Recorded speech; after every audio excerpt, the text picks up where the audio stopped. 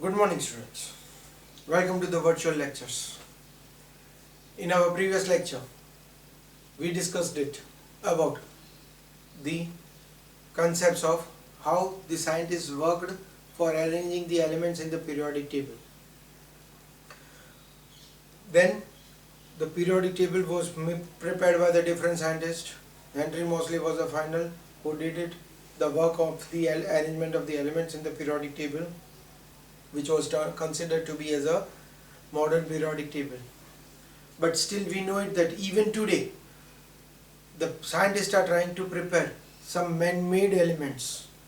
You can say that after 100th element, rest of them are all man-made elements. Today we are at least knowing it of 118 elements, right? But the problem arises while the elements are prepared. It's not a work of a one day, or it's not a work of a 1 week. It takes a number of years to write the properties, to derive the element, to study it, about all its characteristics and the properties. For which there was a real fact that a Russian and the American, they two just had a problem when they discovered 104 number of an element. Actually, American wanted to write the name of that element as Rutherfordium, while the Russian wanted to write the name of that element as Kurchonium. Right? It's a Russian name. Both of them were the American and Russian scientists. They wanted to give an honor to that scientist, and so they wanted to write the name of that element. So that was a problem arisen, a small coral type. So it was an IUPAC organization. We know it, International Union of Pure and Applied Chemistry. They just tried to sort out, and they put out the rule: whoever discovered the element won't write the name of the element. Whoever discovered the properties of the elements first, give the details of the element, will decide what the name should be given to the elements. Meanwhile, to those elements, how can we write their names, or what to write the symbols for them?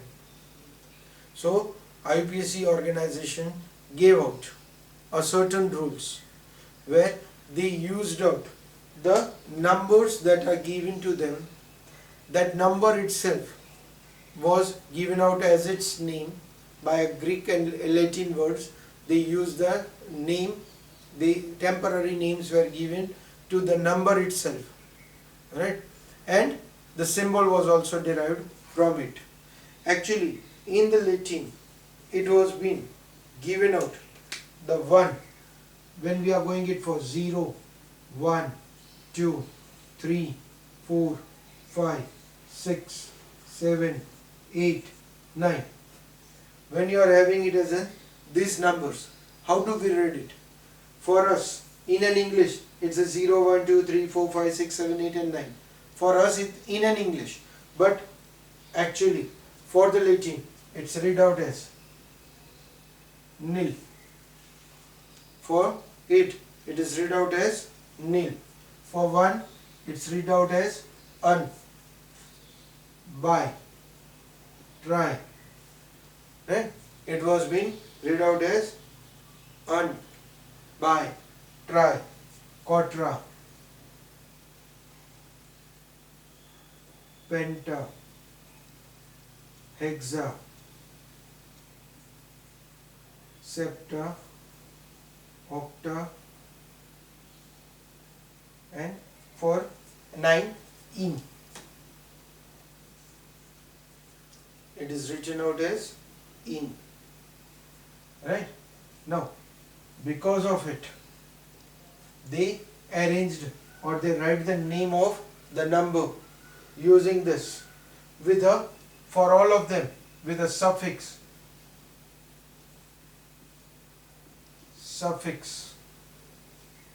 to their numbers was common, IUM. To the number, the suffix was common as IUM. What does that mean? If I am taking it as 100th element, because after 100 all of them were the radioactive elements, man-made elements. So problem was there for those elements only. So starting with 100. 100 means what? So 1 means un, 0 means nil, again 0 means nil, suffix ium. So 100 was named as un nil nilium, right? So name was given like that. This was the name, and the symbol was given out. Their first letter UNN, the first letter of their name are being used for indicating its symbol. Let's take it as 105, or the fourth one, which was a choral for the Russian and American. 104. Then at that time, how did they just made it un nil quatrium? They named it as un nil quatrium, and the symbol was given out as UNQ. The symbol was given out as UNQ. Similarly, now any of the element can be asked to you. We know it, the latest one, 118. What was the name initially? Today, as it is discovered, and the name is also given out, ogium. The name is already given out for it, but it's a recent work, just a year back it was been discovered. But how did this element was discovered? For that temporary, the name was given out as un octium. That was UUO. The symbol was given out, right? So if someone asks you in a question, how will you write the name of 121? What will be the name of the element 121, or what will be the symbol of it? So what we'll do it is, 1 means un, 2 means by, again 1 means un, yum is a common suffix for it, and the symbol will be written out as UBU, right? This is the one of the objective question that can be there for you. Write the atomic number, write the name and symbol of atomic number so and so, or symbol might be given to you. What is an atomic number? So you will have to learn the table that is given in your textbook on the page number 77, that how these are the arrangements that are done, what are their names, what are their symbols, how to write it, the names, symbols of unknown elements. Once initially when they are discovered or prepared, the name is immediately given out in the form of IUPAC nomenclature. Later on, the scientists who completely study about it will decide what the name and the symbol should be given to those elements. Okay, so this is known as nomenclature of unknown recently discovered elements. Okay, now we are going it into our actual part of the chapter, that is periodicity. Right, now we know it that when we are having it as a modern periodic table, majority of the elements in the modern periodic table are metals, and only few of them are non-metals. In generalized, if I go for it, I can say it as more than 70% are metals, and less than 30% elements of the periodic table are non-metals. So what are the basic difference between the metals and non-metals? That can be one of your objective question. What are the difference between metals and non-metals? How will you write it? Right. So if I go it for the metals, what are metals? Metals are solid, right? They are hard, they are good conductor of heat and electricity, they are having a tendency to donate electrons. Generally they form an ionic bonds with the other elements. Vice versa for it. For the non-metals, we will be able to say that Generally they are gas or liquids. They are having it as a tendency to gain electrons. They form covalent bonds. Majority of the compound forms covalent bonds except halogens, right? They are also having a tendency to form ionic bonds. Okay. So on basis of it, these are the properties or the characteristics of the metals and non-metals that are classified. But the majority of that factor I want to study, particularly a periodic trend about the metals and non-metals. Right? Now throughout the chapter we are going to study the properties in the form of left to right, top to bottom. So we will classify it as left to right, top to bottom, right? If upper arrow is indicated, you have to consider that characteristic increases, and if the lower arrow is given out, it indicates decreases. The properties are going to show the trends, increase or decrease in the trends, right? So here today, first of all, we will try to understand some of the trends about basic concepts like metals, non-metals, acids, base. We will try to understand those basic. In our next lecture we will go for specific properties or the most important properties which whole periodic table is being arranged. The modern periodic table is arranged, right? So let us first of all take it as the first property, that is I want to study it about metals. What happens if I move from left to right in the periodic table? If I am moving from left to right in the periodic table, it means that I am moving like as an example of, let's take it as an example for lithium, beryllium, boron, carbon, nitrogen, oxygen, fluorine, neon. Similarly, if you want it, you can take it as in any other element. Calcium, potassium, calcium, scandium, titanium, vanadium, chromium, manganese, iron, cobalt, nickel, copper, zinc, and then you will be having it as gallium, germanium, then you will be having it as an arsenic, antimony, yes, Te, and so on, right? You can take it any of it. I am moving it from left to right. What does it show? These are metals. These are non-metals. Here you are going to get it as krypton as the last one, non-metal, right? So moving from left to right, metallic characters are decreasing.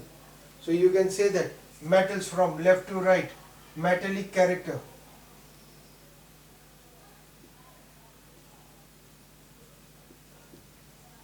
For left to right, metallic character decreases. Similarly, let's move it from top to bottom. For an example of top to bottom, let us take it as an example of lithium, sodium, potassium, rubidium, cesium, francium. On paper, all of them are metals, but they are not having a same metallic character. What we will be saying it is metallic character increases from top to bottom. Here it becomes difficult, but particularly a group number 15, that is nitrogen, phosphorus, arsenite, antimony, bismuth. Check, both of these are non-metals. Both of these are metalloids, and bismuth is metal. So this shows that top to bottom metallic character is increasing. So metallic character from left to right in the modern periodic table decreases, and for top to bottom metallic character is increasing, right? This is our first property that we got it for metallic character. So vice versa, if I go it for non-metallic character.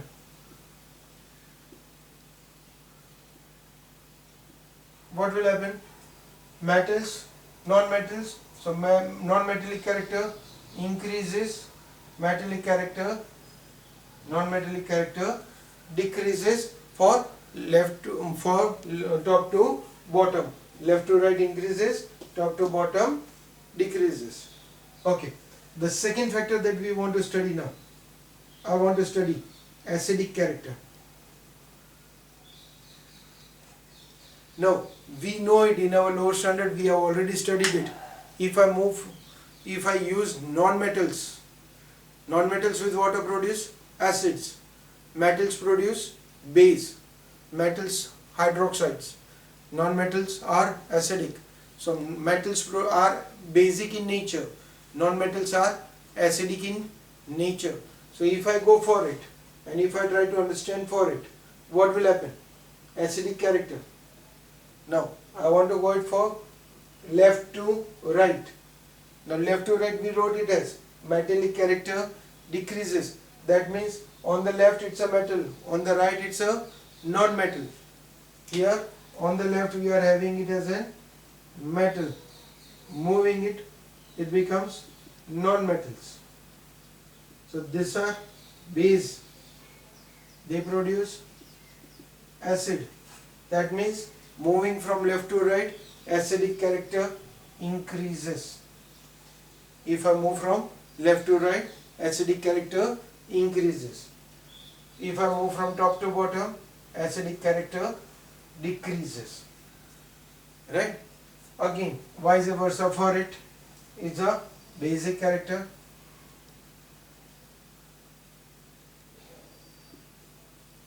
So what we will be getting it, the basic character? Left to right decreases, top to bottom increases. Right? Because acidic character here increases, so basic character decreases, basic character increases, acidic character decreases. So that is for left to right or top to bottom. Another one is atomic number. Now if I move from left to right, atomic number is increasing. Even top to bottom, atomic number is increasing. In both the cases, 1, 2, 3, 4, 1 plus 8 plus 8 plus 18 plus 18, the numbers are increasing. So top to bottom, atomic number increases, or left to right also atomic number increases. Right? Now, if atomic number is increasing, that means the number of protons and neutrons are also increasing in the nucleus, and in the outermost orbital electrons are increasing. What about their attraction?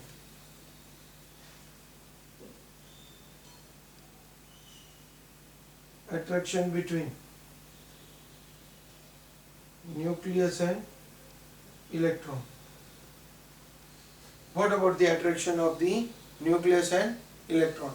Now if I am moving from left to right, that means my atomic number I am moving 1, 2, or you can say that 3, 4, 5, 6, 7, 8, 9, 4, 5, 6, 7, 8, 9, 10. This is in the periodic table. Atomic number is increasing. What about the attraction? Now these are the s orbitals. It's having a configuration of 2s1, 2s2, 2s2, 2p1, 2s2, 2p2, up to 2s2, 2p6. That means your energy level is not changing. When I am moving from left to right, energy level is not changing, means principal quantum number is remaining same, but the attraction is increasing because the number of nucleus are increasing. That is effective nuclear charge. When the force of attraction of the nucleus towards the electron, we consider it as effective nuclear charge. Now moving from left to right, electrons enter in the same orbit. Electrons are entering in the same orbit. So effective nuclear charge is increasing. That means attraction increases as electrons are in the same orbit. But when I'm moving from top to bottom, like 2, 10, then 18, 36, 54, the atomic number we are writing for helium, neon, argon, krypton, xenon. When we are writing like this, what we are writing it for the helium, we will be getting it as 1s2, 2s2, 2p6, 3s2, 3p6, 4s2, 4p6. So that means the orbits are changing. I am not talking about orbitals. Orbitals are remaining same. They are s and p, but orbits are increasing. That means electron is moving away from the nucleus. As the electron is moving away from the nucleus, force of attraction decreases. That means effective nuclear charge is also going to decrease. So force of attraction between nucleus and electron, that is effective nuclear charge, for left to right increases, for top to bottom decreases. Right? Okay. For today we will be going only through these 6 properties that we have discussed.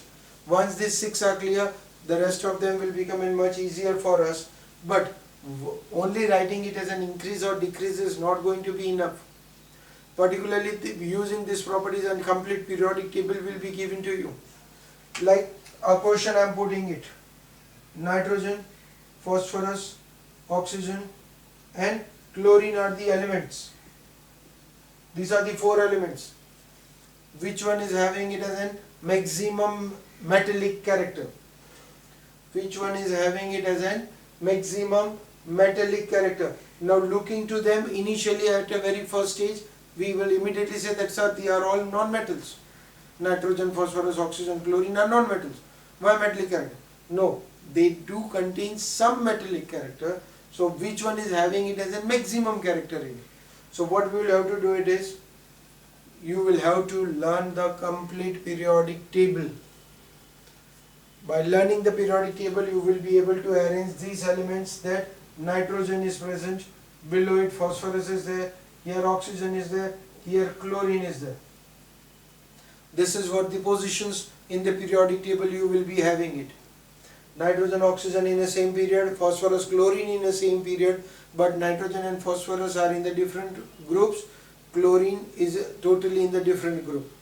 Now, checking to this, it's told to me, left to right, metallic character decreases. So at present this one is maximum metallic. But now, again, the same thing is over here. For these 2 elements, this one is maximum metallic. So out of these 2, top to bottom, metallic character increases. So phosphorus is having maximum metallic character.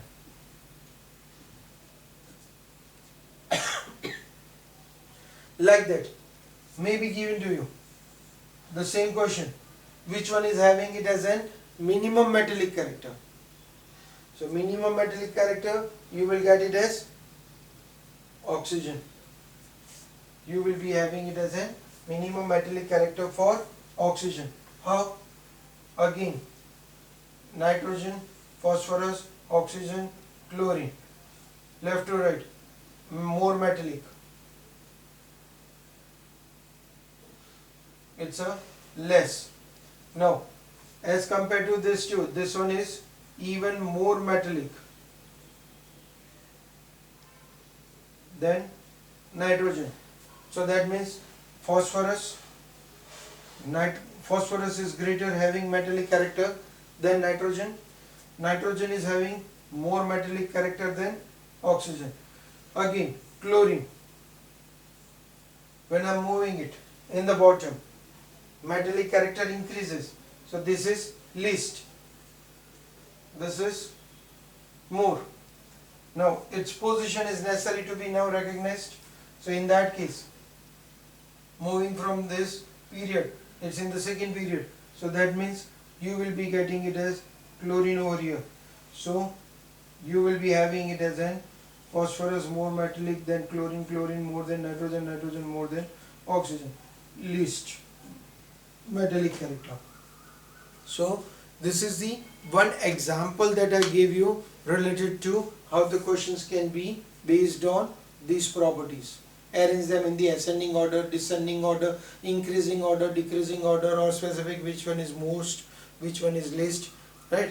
Using the same one, even the using the same four elements, a question can be there. Which one is most acidic in nature? More the metallic, more is a basic. So here oxygen is least metallic, so oxygen is more acidic in nature, right? Metallic, non-metallic, acidic, basic, anything can be asked to you, or the other properties or the other trends that we are going to study in the later on lectures. We will be also having similar type of trends that can be asked, or the arrangement of the elements in this periodic tables are done on the basis of such type of trends, that either they will increase or they will decrease, right? Today we did it as an these 6 of them. Still we will be having it as an more of them to study. Again, all that we are going to study, it's all the left to right or top to bottom. In your notebook, make it sure that before you sit for the next lecture, you are having this in your notebook indicated, so that you can continue with the other elements, other properties that we are going to study. Because in my next lecture you might not find out these properties written over there, right? So make it sure that you write in your notebook, and whenever you are coming for the next lecture, you are having these properties in front of you, because they will be helpful to you to understand the rest of the properties. So for today's lecture, that's all. Thank you.